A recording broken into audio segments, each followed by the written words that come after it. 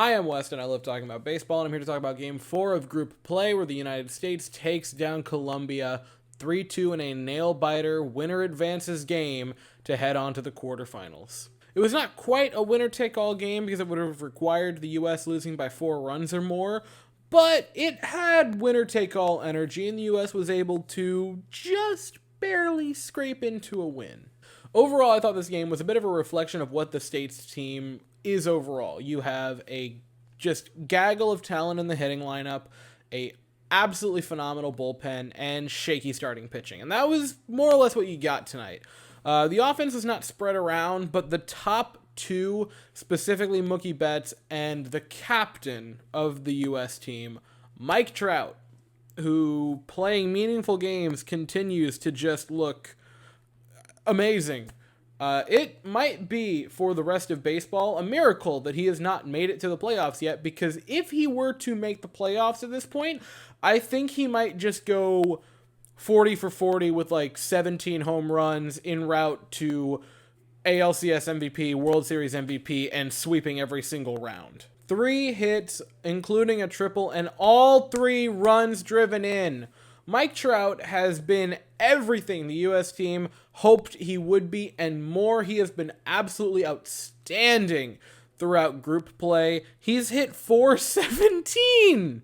And that's not to undersell Mookie Betts, who also had a fantastic game tonight, had a pair of base hits, had a pair of runs scored. He was always there, always in position for Mike Trout to send him home, and he did a couple of times. Also had a very nice catch in the 9th inning.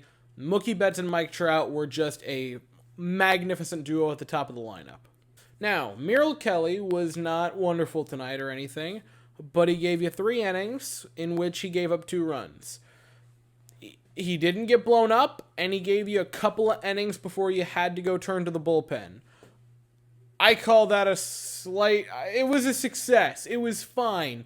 You knew that your starting pitching was going to be weak going into the tournament. The fact that he gave you any length and didn't get completely blown up, you'd say thank you very much and continue on your merry way. And then you hand the ball to your bullpen, which has eaten teams alive through this tournament so far.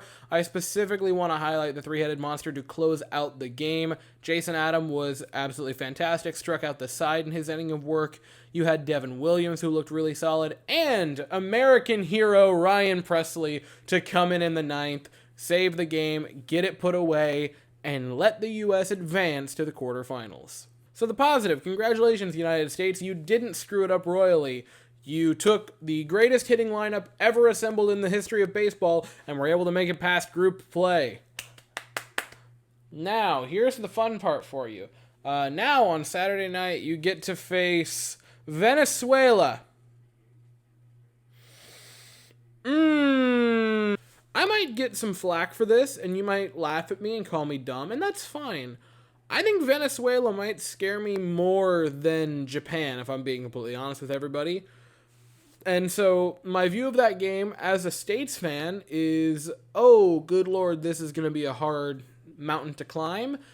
And from a person who just loves the sport of baseball, that is going to be a can't-miss game. Saturday night primetime is the perfect slot for this game, because that is going to be a bloodbath, and I cannot wait for it. Saturday at 7 p.m. Eastern, and I'll be here afterwards to talk about it, but as for right now, that's all I have to say. If you enjoyed the video, please consider to like and subscribe. Thank you all so very much for watching. I hope you all have an absolutely fantastic day, and as always, go States.